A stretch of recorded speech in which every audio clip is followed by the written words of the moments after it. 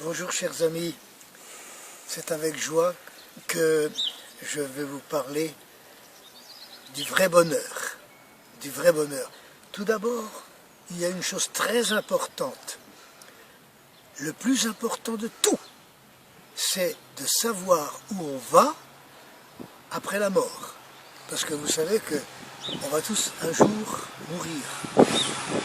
Et il faut savoir où on va après. Parce que c'est une question d'éternité. Tout ce qu'on a sur la terre, les plus grandes richesses, même nos enfants que nous aimons, nos parents que nous aimons, on ne sait jamais tout ce qui peut arriver. On laisse tout. Et il ne reste plus que l'éternité.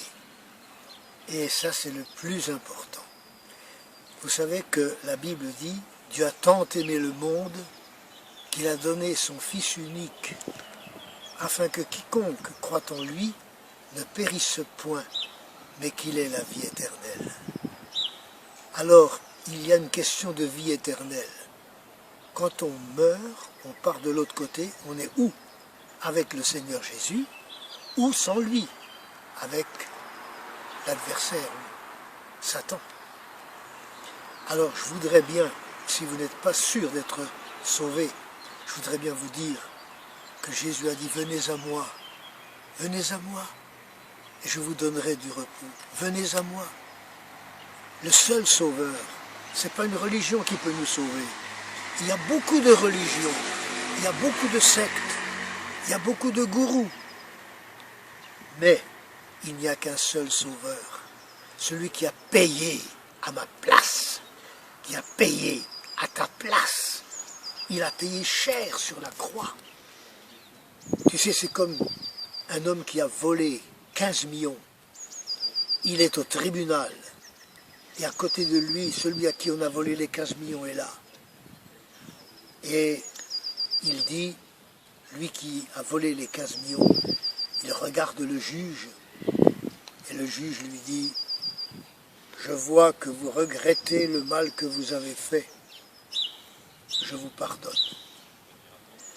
Alors l'autre à côté, il dit, monsieur le juge, vous lui pardonnez.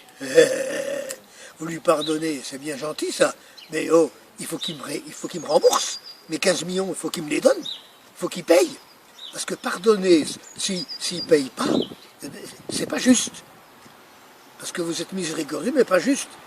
Et si vous êtes juste, vous ne devez pas être miséricordieux. Alors le juge lui dit, si, je suis miséricordieux, je suis son père. Et comme j'ai vu qu'il regrettait vraiment ce qu'il avait fait, je lui pardonne et je paye à sa place. Et finalement, c'est une image de ce que Jésus a fait. Dieu, dans sa sainteté, doit nous punir. Parce qu'il n'y a rien d'impur qui peut entrer dans le ciel. Vous savez, il y a des gens qui disent, moi, je crois en rien. Quand on est mort, on est bien mort. Alors tous les voleurs, les tricheurs, les tueurs, ceux qui torturent les gens, qui ont fait un mal fou, ils échappent à la justice des hommes, ils n'ont plus rien à craindre. Oh, il y a une justice après. Et Dieu est obligé de punir le mal. Mais Jésus, Dieu le Père, Dieu qui devait nous juger, il a donné son Fils, Jésus. Et Jésus a payé à ma place, à ta place. Il a payé sur la croix. Et si tu acceptes le sacrifice de Jésus, tu es sauvé. Tu es sauvé pour l'éternité. Mais si tu refuses, alors tu es obligé de payer toi-même. Si le fils, si le gars qui a volé les 15 millions, dit « T'en veux pas de ton pognon, t'as qu'à le garder », il faut qu'il paye lui-même, il ira en prison. Mais s'il accepte avec repentance et amour le chèque que le Père, le juge lui donne, alors il est sauvé, il n'a plus de dette. Donc toi aussi, personne ne t'aime comme Jésus. Et si tu l'acceptes comme sauveur, tu es sauvé. Ce n'est pas une religion qui peut nous sauver, ce n'est pas une secte qui peut nous sauver, c'est le Sauveur. C'est le Sauveur. Et sa parole, ce qui glorifie le Fils, c'est la parole de Dieu, la Bible. c'est la Bible qui parle de lui, qui montre son sacrifice. Et c'est par la Bible, par la parole de Dieu, tout ce qu'on ajoute à la parole de Dieu, tout ce qu'on ajoute à la Bible, c'est mauvais. Il n'y a que la parole qui reste. Et moi, quand j'ai lu, pour la première fois de ma vie, la parole de Dieu, quand j'ai lu la Bible, un copain m'avait donné une Bible,